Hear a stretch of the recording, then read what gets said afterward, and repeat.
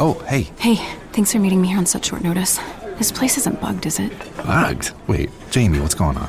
It's just, you're my only lawyer friend, and I need your professional opinion. Do you see that brand new Hyundai Tucson out there? Yeah? That's all I paid for it. I think I need to get back to you on that. Do you know what you want? Yeah, I do now. Deal's so right, it almost feels wrong. Get the car or SUV you've always wanted, plus America's best warranty at the Hyundai Getaway Sales Event.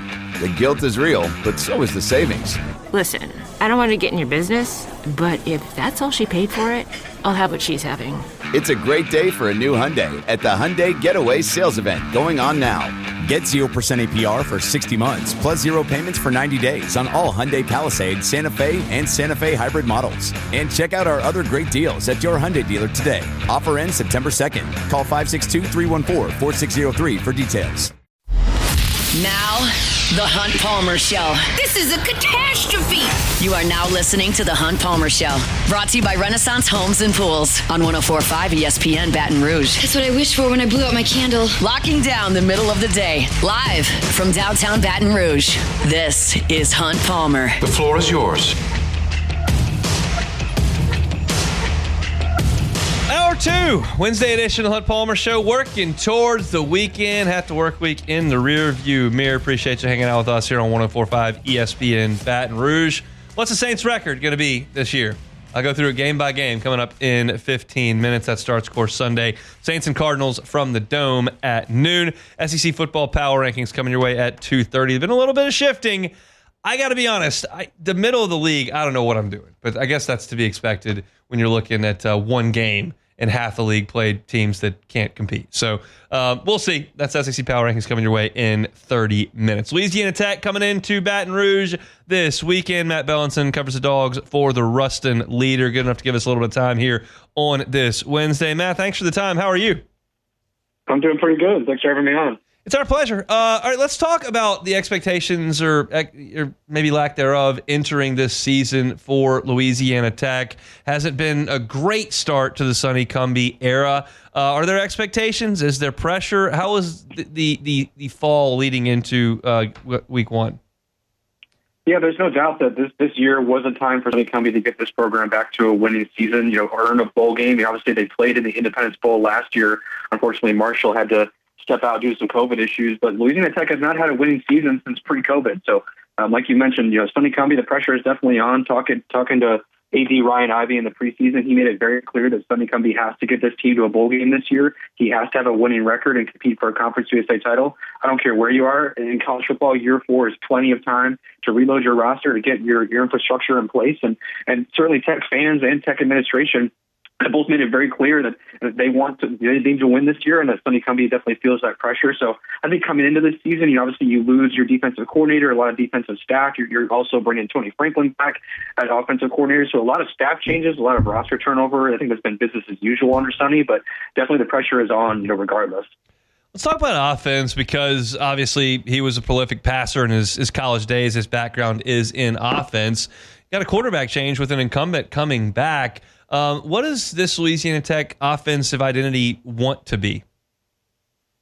It's an interesting question because, talking to Tony Franklin in the preseason, they brought in this junior college transfer, Trey Kukuk, to battle Evan Bullock. Like you mentioned, Evan started 10 games for this offense last year, and this offense really didn't have an identity last year. Obviously, they changed play callers and quarterbacks so much, they really didn't have time to establish anything. And in the preseason this year, it was definitely established that they wanted to have a quarterback that can be, mobile, to get involved in the run game. I think you saw that in week 1 against Southeastern, a lot of designed runs, a lot of quarterback draws. For Trey Kukuk, he finished with 15 carries, at the quarterback position. It's pretty uncommon. And so you're definitely going to see on Saturday against LSU, Trey is going to be a running quarterback. They want to establish the run game. You saw a lot of guys shuffle in and out of there. A lot of running backs got, 4, 5, 6 carries, in that Southeastern game. So I would expect the same against LSU. And I think they definitely want to run to set up the pass. They're going to take their shots here and there, but there were not a lot of, passes thrown 15 yards or more down the field against Southeastern. They had a couple of nice plays down the seam, but outside of that, it was a lot of Trey just kind of scrambling and making some first down completions. I think week 1, you struggle in the first half mightily against Southeastern. They finished the first quarter with 30 yards and they barely scored in the first half. So I think this is an offense that's still frankly finding an identity, but I would definitely say it starts with the quarterback run game, and I think the run game in general kind of builds off of that. Yeah, I mean, just 3 points in the first half, and it came right there at the gun. And then you got a defensive touchdown to get you to 24 in the second half against an FCS team. I mean, how would you characterize the offensive effort on Saturday against Southeastern? Yeah, I mean, just disappointing. I think you heard from Sonny Cumbie and Tony Franklin all offseason that they said publicly, we're further ahead than we've ever been in our years here at Louisiana Tech. And then, I was sitting up in the press box thinking, like, man, this is a repeat of what I've watched the last 4 seasons. It's an offense that just does not start games fast. Again, a first quarter, a first half where you basically don't really show up as an offense. And then obviously, you're playing an FCS team, so you have time to adjust. But man, this weekend against LSU, and frankly, when you get into Conference USA competition, you're not going to have time to do that. And we heard from Sonny Cumbie post game on Saturday that they felt like Tony Franklin calling plays up in the box.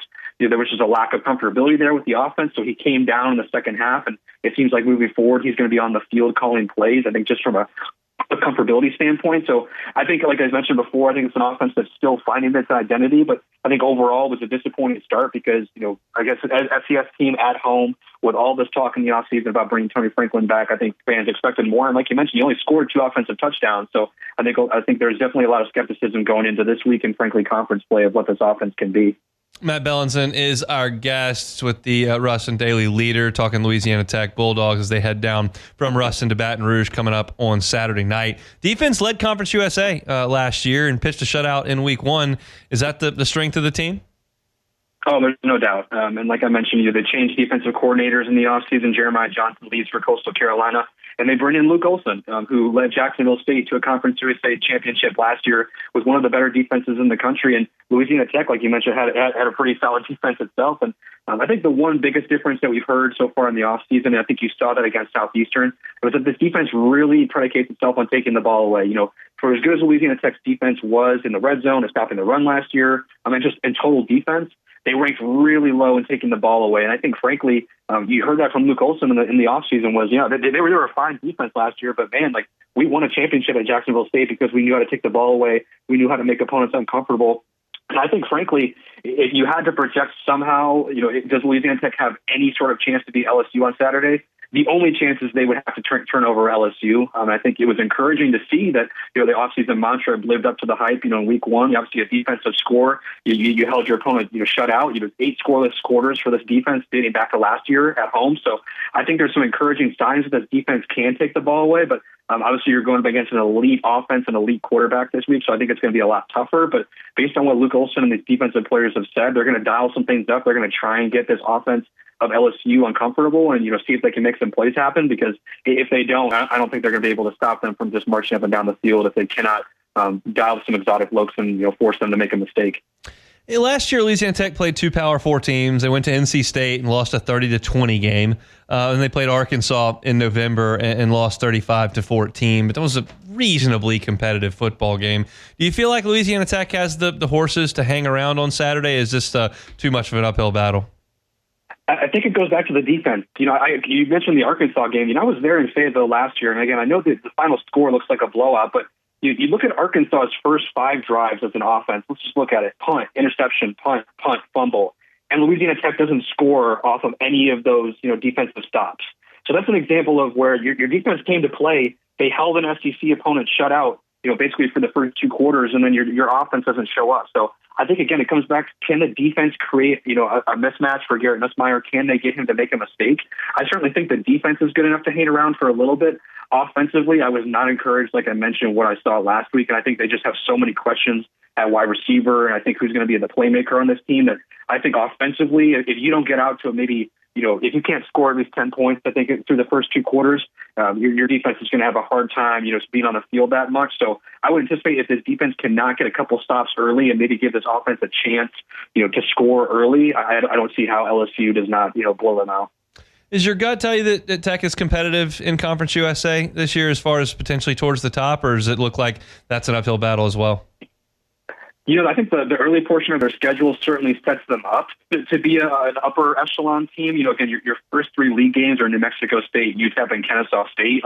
you should be 3-0 in league play if all things go well. And then, obviously outside of Jacksonville State, you get the 3 best teams in the league at home in Western Kentucky, Sand, and Liberty. So I certainly feel like if Louisiana Tech can take care of business against the bad Conference USA opponents that they start off with, they're going to be sitting pretty and they're going to have an opportunity. Again, I think right now they have probably the best defense in the league. I think just given the coordinator that they have and frankly the personnel. So I think if the defense, can continue to play at this level and the offense can eventually find its way, I think you definitely see this team, middle of October, November, definitely contending for something. But the offense has a long way to go to catch up to the defense before I throw out that they can actually contend for sure.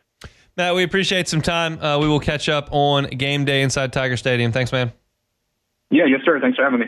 He's Matt Belinson with the Ruston Daily Leader. We'll be traveling down for LSU and Louisiana Tech. We'll be on my pregame show coming up on Saturday, just about an hour before kickoff between LSU and Tech. So appreciate him for giving us some time here on this Wednesday. Tech's not very good on offense. Last week was a very, very poor showing against Southeastern offensively. That's an FCS team that you're playing, and to not be able to get you didn't have any points with a minute to go in the first half, and they were only able to put 2 touchdowns on the board in the second half. Their defense put 1 up as well. So just a very uneven effort there against an FCS team. Now you're going to have to deal with LSU. It's just hard to imagine a scenario where Louisiana Tech scores 14, 17 points in reasonable time. I guess if LSU was up 49-0 and then you scored a couple of touchdowns in the fourth quarter against a bunch of freshmen, maybe. But I think Tech's going to have a hard time moving the ball, and LSU's offense is pretty good, I think, and is going to give that good Tech Conference USA defense a lot of trouble. But appreciate Matt for giving us a little bit of time. One thing I can promise you about Louisiana Tech coming in on Saturday, they're going to have good uniforms on. Tech wears really good uniforms. I didn't actually love the uniforms they wore last week. They wore powder blue. Tech's not powder blue. The Lady Texters wore powder blue in the 90s. They just need to stick with the blue and red. I don't know why all the blue teams feel like they have to go to powder blue. But I love the blue and red. I think Tech's got one of the better logos. The state of Louisiana with that big T. I think it looks good. So that's my biggest takeaway on Tech football for this weekend. Quality uniforms. Football team, not ready to call that quality at the moment, but the uniforms should look pretty good. I have one more slight recommendation for Louisiana Tech. Don't know if I can get this pulled off, but Myersman really likes watching LSU on YouTube. A lot of the games he's watched, just coincidentally, the other team has been in red. If Tech could wear red, so you can call them the red team, which is what he usually says, that's Tigers and the red team, that could really help him out in his first game to see who's what down there. So hopefully Tech can put on some red jerseys and go out there, and that'll help the Myersman. Again, not sure I can get that pulled off, but it's a hope here midway through game week. So that's a look at the Louisiana Tech Bulldogs from Matt Belinson. All right, we'll step aside. When we come back, let's talk about Saints. What's their record going to be this year? I'll take it game by game. It's next. The Hunt Palmer Show. Swing Easy Golf Club, Baton Rouge. Segan at Perkins. Brand new concept here in Baton Rouge. If you're a golfer, get on by. It's a great spot to work on your game. If you want to go in, avoid the elements. It's going to be 90-something every day this week. A lot of times it rains in the afternoon right when you get off work. If you'd rather just beat the elements and work on your game, you can do that at Swing Easy Golf Club. They've got 3 unbelievable simulators. They can get that driving range setting, and they've got all of your metrics on every strike. So you hit the shot, you can watch it on the simulator, see what your shot shape looks like, see what your carry distance is, see how far the ball is curving, see what your ball speed is. And they've got this great feature that I found really, really helpful. Every single shot at impact, you can see how the club face compresses the ball. I hooked the ball. My miss is way left. And one of the things I could tell when I was hitting that big hook at times with my irons is that I was catching the ball on the heel of my club. So what can I do? I stand a little bit further away, try to eliminate that strike, and it helps me not to overturn the ball over. That's just me, but you can figure that out on your own there at Swing Easy Golf Club. Go check them out. It's a first-class facility. You want a cold beer while you're in there? Get one. Glass of wine while you're in there. You can get one. Turn the game on. You can do that as well. Comfortable seating areas and a spot to practice your game. It's Swing Easy Golf Club, Baton Rouge. You can check them out online at swingeasygcbr.com. Swingeasygcbr.com. This is the Hunt Palmer Show, brought to you by Renaissance Homes and Pools.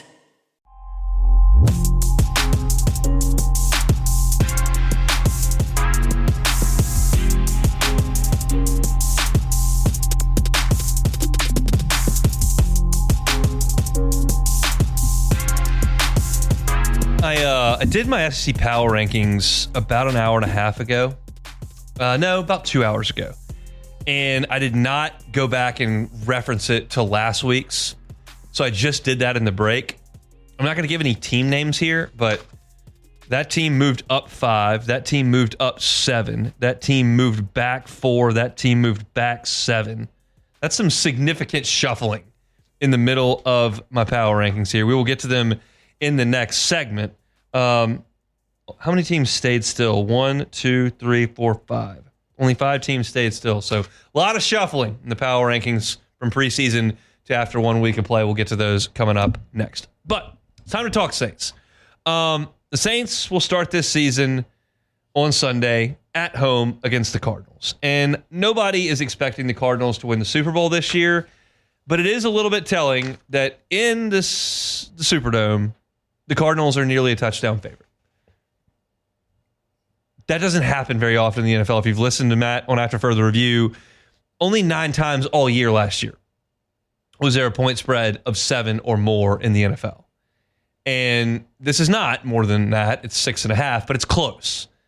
And it's not one of the best teams in the NFL, we don't think, playing, and that team's on the road. So obviously, you look at a lot of preseason prognostications, you look at a lot of power rankings, you look at every metric on the outside that you can. Things don't look super awesome for the Saints this season. But I wanted to go through the operation. We do this every single year and give a record prediction.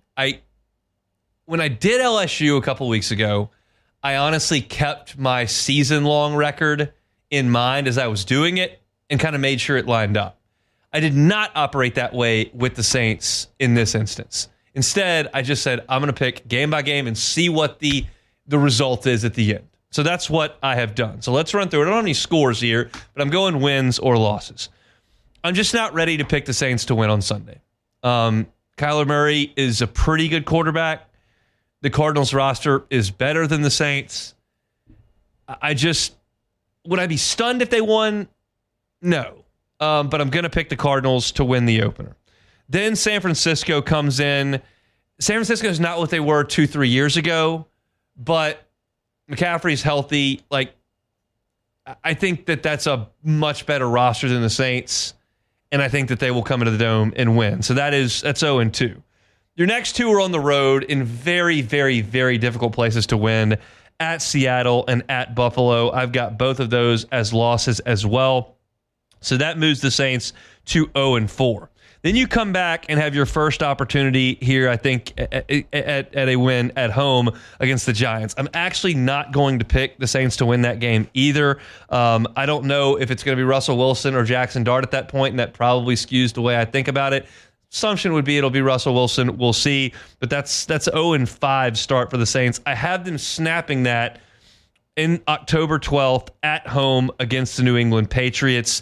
I think that the Saints roster is comparable to New England. I probably favor New England at quarterback slightly, but I think that the rosters are comparable, and I think at home the Saints can win that game. You go to Chicago. I think that's a winnable game as well. We'll see what Caleb Williams looks like. They feel really good about Ben Johnson there in Chicago. The biggest question mark for them, I think, is left tackle. But I think on the road, it's going to be tough for me to pick the Saints to win that game. You got Tampa coming to the Dome. I think that's the class of your division, so I will pick Tampa to win that game. Then you're at the Rams, and I will pick the Rams to take care of the Saints. If you heard any of the reports that were coming out from that joint practice with the Rams and the Saints, it didn't sound like the Saints offensive line had a heck of a lot of success against that Rams defensive front. It's loaded with dudes, even without Darren Donald 2 years later. But I don't like their odds there. So that is a 1-7 start. I will pick the Saints to go to Carolina and win right before the bye week. At this point, I think it's likely that Tyler Shuck is given an opportunity. Maybe it's closer to the end of September. Maybe it's at this point at the bye week. But I've got them getting to the bye at 2 wins against 7 losses. You got the Falcons coming in after the bye to the Dome. I've got that as a win for the Saints to move them to 3-7. Then you have back-to-back road trips, Miami and Tampa. I've got both of those as losses. But these are the 2 games that, to me, I'm most looking forward to on this schedule. Because you've got Carolina and the Jets coming to the Dome while the Saints have full weeks after the bye and they're not very good opponents. I've got the Saints beating Carolina and the Jets to get to 5-10 at that point in the schedule. At that point, you should have a feel of who your best option at quarterback is, and you should have a feel for whether or not Kellen Moore's got his feet under him as a head coach, as an offensive mind, and has got this team playing better. I don't care that I think the Saints are going to get beat soundly at Seattle and at Buffalo in September with a very young quarterback, a coach in his first month as a head coach in the regular season, a brand new defensive coordinator, like the whole thing. Like, I don't care about that. But by the time you get to these games, which are in the middle of December, home games with Carolina and New York, the Jets, I think you need to be playing better than you did in September. And so I'm going to count on that, and I think the Saints win those games to get to 5-10. You're at Tennessee. That's a game you absolutely can win. I'm going to pick the Titans to win. Cam Moore, probably a better player at that point in the calendar than he was in September. And then you're at Atlanta, and I've got that as a loss to end the season as well. That, to me, puts the Saints at 5-12 for the season. The wins, home game against New England, road game at Carolina, home game against the Falcons, home game against the Panthers, home game against the Jets. And to me, after the bye week, you play 3 and 4 football after the bye. And I have kind of split this season up at that bye week. It may be the spot for the quarterback change. Maybe it's just the spot where the Saints get their head above water and start playing better football because their coaching staff is good.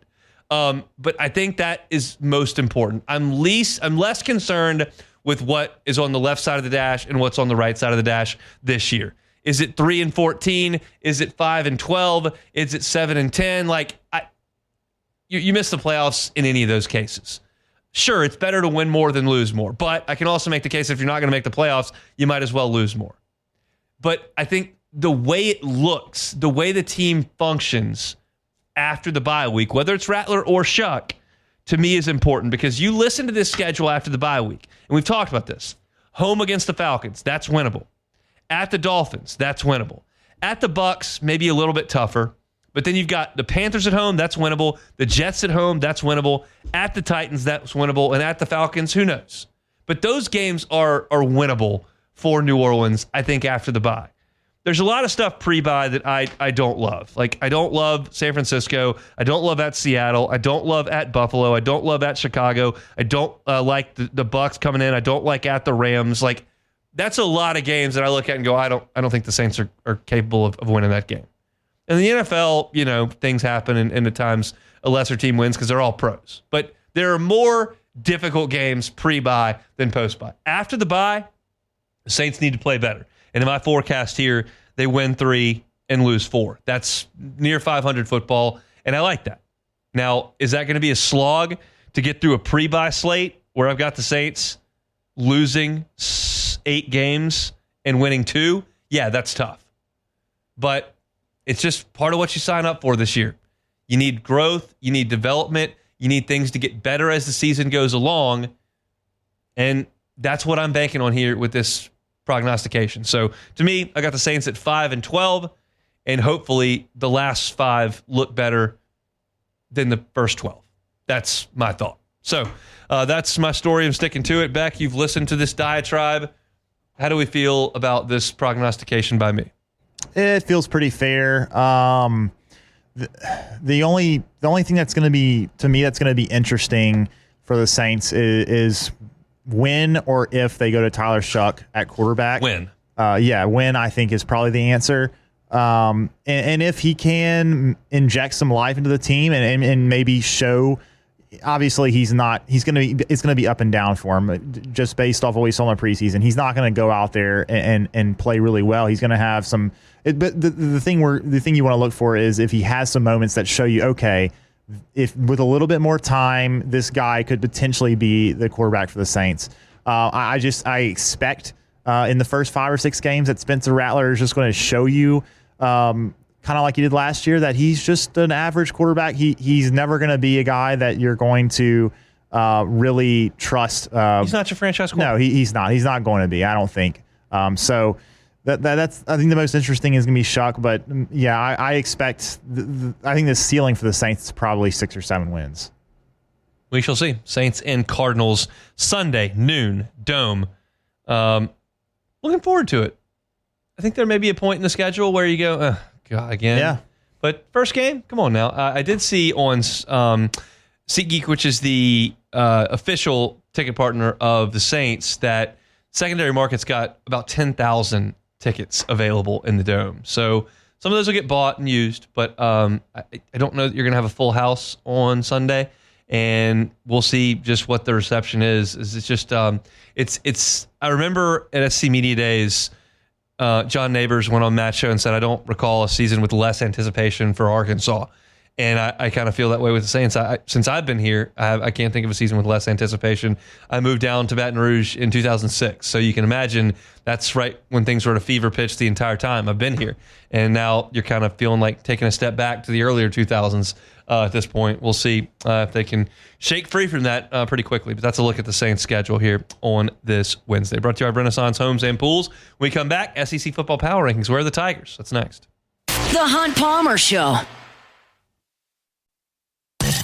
You're listening to The Hunt Palmer Show, brought to you by Renaissance Homes and Pools.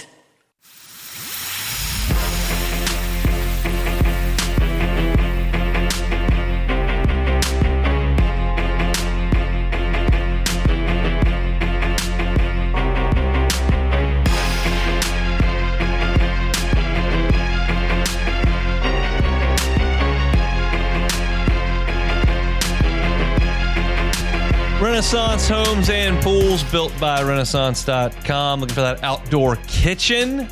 Renaissance Homes and Pools can help you out with that. Call our guy Joey Blanchard. Check him out online, built by Renaissance.com. All right, chugging along here on a Wednesday edition of the Hunt Palmer Show. Done Saints, done some LSU. Heard from Brian Kelly a little bit earlier as well. J.D. McKell was with us. There's one thing left to do pre-Take It or Leave It, and that's our SEC Football Power Rankings. Hunt's SEC Power Rankings.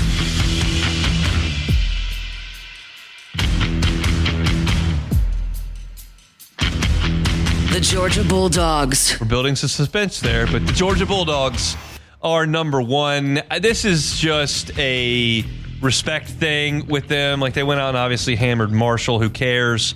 But they just always have a great roster. They have a great coaching staff, and I'm not ready to unseat them at this current juncture. Georgia was atop my power rankings last week. They stay there this week. The LSU Tigers. I move LSU up a spot to number 2, and I feel pretty good about it. That was a heck of a win for LSU. We've talked about it for the last 3 days. I don't need to elaborate any much more on it, but it was really good. And I think LSU's got a damn good team that's got a chance to compete to win the SEC this year, so I've got them at number 2. The Texas Longhorns. Only moved the Horns down one spot, and I'm cautious about this, but keep in mind, Ohio State barely got 200 yards on Saturday. Like, the Texas defense is legit, and they do have elite speed at running back and wide receiver. Like, I'm concerned about Arch. I'm concerned a little bit about the offensive line, but there aren't a lot of teams that are going to go into the shoe and win. Texas wasn't prepared to do that. If Arch looks bad this week or goes to the swamp in a couple weeks and looks bad, I'll recalibrate things, because you can't win with a bad quarterback. I don't think he's bad right now, but that was shaky on Saturday. So I just moved Texas back one spot. It's still a really good roster. They got to figure something out on offense.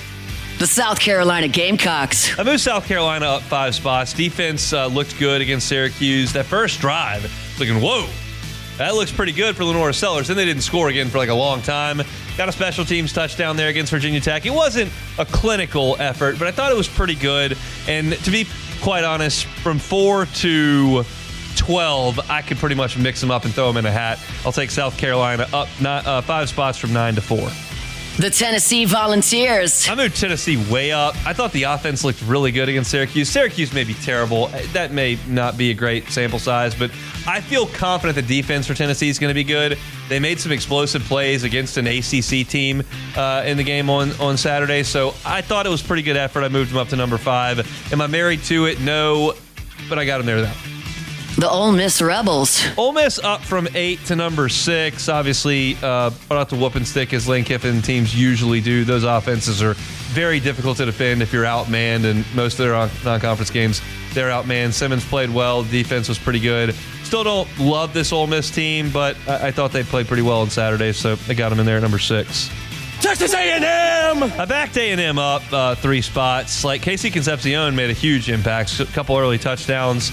I still think the defense will be pretty good. I still think their running game is going to be really good. But they didn't play great against UTSA. You're looking up there, and it's a competitive game late in the third quarter. Didn't love that for the Aggies, but I still think it's a pretty good team. I got them at 7.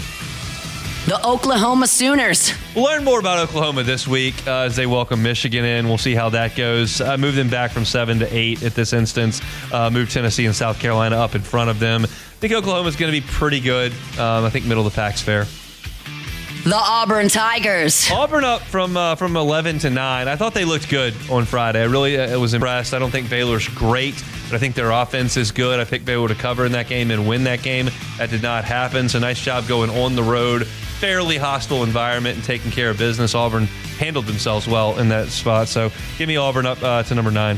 The Florida Gators. I don't have a great reason to move Florida down 4 spots. You can't learn anything from a game against Long Island. Scoreboard looked pretty good. I think Lagway's pretty good. This may be a miscalculation on my part, but I wanted to move Auburn up after what they did, so I figured why not move them up in front of Florida, so I did. Hunt, I'm not going to lie to you. Your handwriting is not good. Absolutely atrocious. I'm going to assume this next one is this. The Alabama Crimson Tide. That is correct. It is the Alabama Crimson Tide. Maybe you were just shocked to see him at 11. No, I wasn't actually. I thought they could have been lower than that, but I just wasn't sure. They can't be lower than that. They could be. They're still got a lot of good players, but that was a pathetic effort. I don't have another way to say it. There's a chance Ty Simpson stinks. There's a chance they're soft on defense. There's a chance Kalen DeBoer is in way over his head. There's a chance of a lot of things in Tuscaloosa right now. So I don't think this is too knee-jerk. I think Marler had them at like 15. That's ridiculous. They're still going to win some games this year, but am I 100% sure they're better than Florida? No. 100% sure they're better than Auburn? No. 100% sure they're better than Oklahoma? A&M? No. I think there's a chance they're not that great. I got them down at number 11. The Missouri Tigers. Move Missouri back a couple of spots. I still never believe that they got a ton of talent. I think their schedule is going to help them out here. But they looked good in a Thursday beat down of an FCS team, so good for you, Missouri. The Vanderbilt Commodores. Doors still in at number 13. The bottom spot's not going to change any. That's where they were last week. That's where they are this week. They're the best of the worst in my eyes. So Vanderbilt, number 13. The Arkansas Razorbacks. Hogs, 14th.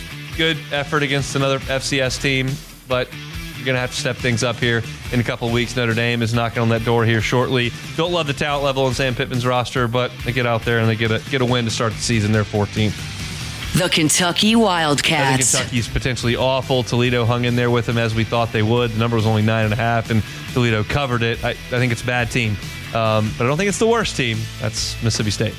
The Mississippi State Bulldogs. They won. Went to Southern Miss and won. So credit that. That's good. Won by 2 scores. Covered as I thought they would. But that's still not a very talented roster. Blake Shapen's okay. And maybe that they can take that 15 spot away from Kentucky at some point. But for right now, still got the Dogs at number 16. That's your SEC Power Rankings. Georgia 1, LSU 2, Texas 3. South Carolina moves up to number 4. Tennessee climbs up to number 5. Got Ole Miss at 6. A&M falls to 7. Oklahoma in the middle of the pack there at 8. Auburn at 9. Florida at 10. The Crimson Tide of Alabama at number 11. Missouri 12. And then the bottom stays consistent. Vandy at 13. Arkansas at 14. Kentucky at 15. Mississippi State at 16. What's worse, my rankings or my handwriting? The handwriting it couldn't be worse. It could be worse. No, I mean, it could be, I guess, but not much. I mean, it really looks like, I bet you Myers probably has better handwriting than you at this point. Myers doesn't do a lot of handwriting. Well, he will have better handwriting than you probably within the year, if I had to guess. I would guess that as well. It's quite bad. But I do agree with these for the most part. I do like seeing Tennessee higher. As I said last week, I thought Josh Heupel was going to be able to get a lot out of Joey Aguilar. He's a great coach. It's really, deep balls. Yeah. Josh Heupel always gets his. It's kind of like Lane Kiffin. And it doesn't really.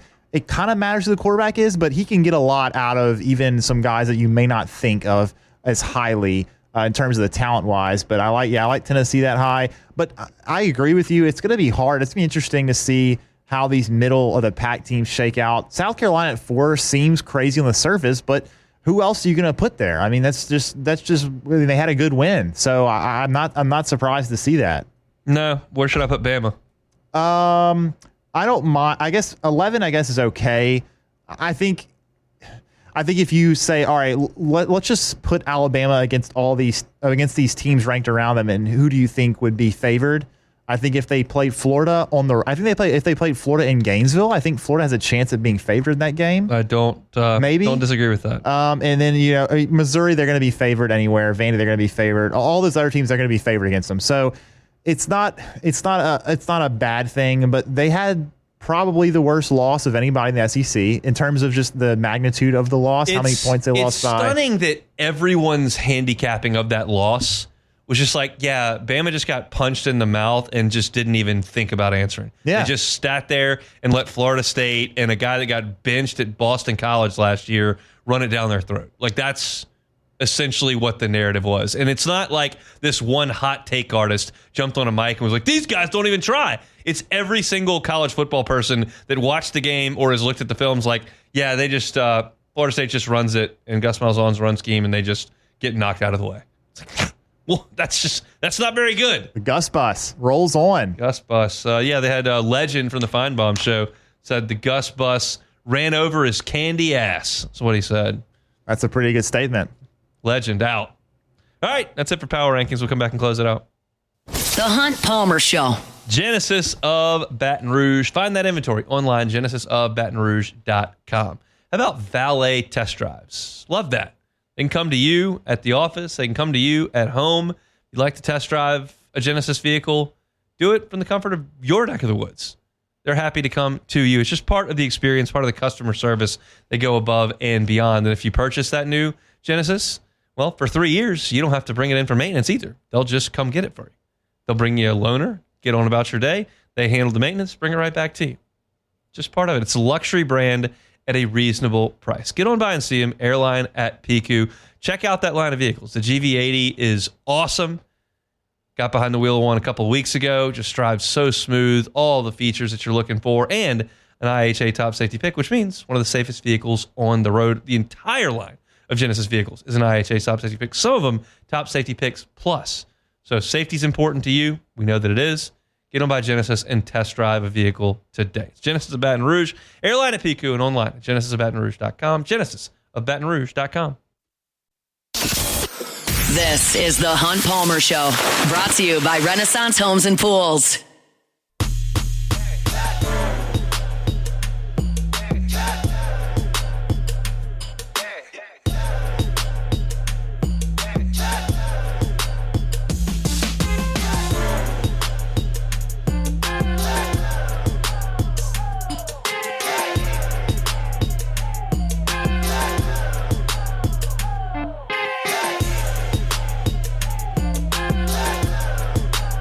.104.5 ESPN Baton Rouge and First American Bank and Trust bring you the Heart of the Game Award, recognizing student athletes who deliver when it counts. Nominate your game day standout at 1045ESPN.com by the 21st of September. We'll choose 5 male and 5 female finalists, and then it's up to the fans to vote for the winners. Each winner gets a $250 gift card, a custom award, and the spotlight they've earned. Presented by First American Bank and Trust, a banking tradition since 1910. We got game times and opponents for LSU's trip to Jacksonville in baseball coming up this coming season. That'll be week 2 of the LSU season. Friday, February the 20th, Saturday the 21st, and Sunday the 22nd. LSU will play in the Jacks Classic over in Jacksonville, Florida. Unfortunately, I'm very bummed out by this. LSU will play at 1 o'clock on Friday against Indiana, so that'll be right during my show. Saturday, they will play against Notre Dame at 11 o'clock Central Time. And then Sunday, they will play against Central Florida at 2 o'clock Central Time. So if you're going, all those times will be Eastern, but if you're here back in Baton Rouge, D1 Baseball is going to stream it. I know that makes a lot of folks roll their eyes based on issues that happened a couple years ago. I've never had an issue with the D1 streams. I realize that makes me in the either very, very non-vocal majority or in the silent minority. But I think it's fine, and I'm looking forward to watching LSU play in that tournament. Those three programs have not been great the last couple of years. None of them made the tournament this past year. But that's the announcement from the Jacks College Classic, and so LSU will play at those 3 time slots in week 2 of the baseball season coming up in February. All right, take it or leave it. Take it or leave it. Take it or leave it. Presented to you by Flight by Yingling, the next generation of light beer, crafted by America's oldest brewery. Today's hottest stories in sports, news, and sometimes even Hunt's life. The question is, will he take them or leave them? I think the high on Saturday is like 96. You're going to be tailgating out there on campus, looking to put down some cold beers. Want a light beer? Flight by Yingling needs to be the tailgate beer for your crew. 95 calories, 2.6 carbs, all that beer flavor that you're looking for, but light and refreshing on these hot Louisiana afternoons. It's gonna be hot on Saturday. Get your Flight by Yingling, the next generation of light beer. Alrighty, first one here. The NFL Red Zone host Scott Hansen confirmed today that the popular simulcast whip around coverage show will now have full commercial breaks as opposed to just some pop-ins on the screen. You could still see the action while those ads were showing, but full commercial breaks for Red Zone. Take it or leave it. Gotta leave it. That was like one of the draws. That's of the Red main Zone. draw, I think, of it, really. I don't ever watch Red Zone. Never had it. I know the concept and think it's awesome. I just don't care to watch it. Yeah. But yeah, it's a big deal for those that do make their Sundays around Red Zone with your fantasy football stuff and just wanting to watch football wall to wall with no interruption. That's a bummer, but I guess part of the transition to the ESPN side of things. I was going to say it's probably not a coincidence that now ESPN owns it, that they probably decided that would be a move they would make. Moving on, next one, Hunter Renfrow, wide receiver, got signed by the Carolina Panthers recently. He was not on the team, but they gave him a couple of calls. The head coach, general manager, were all trying to call him to let him know that they wanted to sign him, but Hunter was not answering his phone. The reason he was not answering his phone is because he was not with his phone. That his daughters were using his phone, watching Bluey. Yep. And every time they received a call, they decided to not answer it because they probably are pretty young and know nothing about how phone calls work. Just hit the red button. And just hit the red button to continue watching Bluey. Missing a potential job because of Bluey. Take it or leave it. Take it. Bluey's awesome. It is. I'll take it. Huge Bluey fan. Yep. Myers man had a great Bluey phase. We're easing over? out of it. Oh, that was fast. I clamor for it at times to try to get. I mean, we're so deep into Peppa Pig at this point. Oh, man. I don't really care about Peppa Bluey's Pig. I want to far, bring Bluey far back. superior. Far So superior. I try to sell it, but oftentimes that gets taken down. But Bluey's awesome. If you're going to get millions of dollars to go play football, maybe just pause the Bluey briefly. Yeah. But I understand the lure of the red button as well. Myers man loves the red button, loves to hang up on people. So Yeah, what's the deal with that? The red. Why is red more alluring than green is, I don't know. He just likes to hit the red button. Yeah. Loves to hang up. Well, so I could see it. Yeah, I could see a very similar scenario for you in this case with him watching Bluey. I'm sure the on it, Panthers are calling any minute. Yeah, probably so. I can work it in the slot. Excellent route runner. Get in and out of my breaks. Oh, Great yeah. hands. Got to catch the ball out front. Yep. Can't use your chest into the body. Nope. Yeah, I could play for the Panthers. All right, that's it. Take it or leave it. That's it. We're taking it or leave I was it. going to do the Kawhi Leonard thing, but you talked about it at the end of the hour. I so did. it's like, yeah, we'll it's pass on that. quite a story. If you missed the Kawhi Leonard thing, go back and check it out at the end of hour number 1. Our Wednesday show is brought to you by Renaissance Homes and Pools. Contact my guy, Joey Blanchard. Check him out online at builtbyrenaissance.com. Custom pools, outdoor kitchens, they got you set up to make your house a great, entertaining house. Renaissance Homes and Pools, builtbyrenaissance.com. Missed any of today's show? Check it out on demand. Open the show talking about Brian Kelly, something he said on the teleconference today about potentially changing the way he looks analytically at fourth downs and a mistake that he made on Saturday, and why I think he's done a great job of kind of adapting on the fly here at LSU. J.D. Pickell was with us at 1:15 talking all things college football, had What If Wednesday. And then Matt Belinson from the Ruston Leader talking Louisiana Tech Bulldogs at 2 o'clock as Sonny Cumbie brings his team in here for Saturday night in Death Valley coming up on Saturday. Saints record prediction. Went through all 17 games. My thoughts, wins and losses. You can find that on YouTube at Hunt on Saints. Power rankings for the Southeastern Conference. You can find all that on demand wherever you find your sound. Just search Hunt Palmer Show. Like, subscribe, rate, and review. We always appreciate y'all checking out our content. getting in front of as many people as possible. So thanks to y'all as we are full swing into football season here with the Saints cranking up on Sunday. All right, tomorrow's show should be a fun one. We're going to talk to Luke Johnson. Speaking of those Saints, he will be in the Dome on Sunday, so we'll get a preview Saints-Cardinals from Luke. Chris Blair, voice of the Tigers, will be with us in advance of Brian Kelly's show. And then we're going to get some sound from LSU's players today, interviews at 5:45. So we'll chat to some Tigers and tell you what they had to say on tomorrow's show. Y'all have a wonderful and safe Wednesday evening. Matt's going to drive you home on After Further Review. We're back tomorrow, same time, same place for a Thursday edition of the Hunt Palmer Show. The Hunt Palmer Show.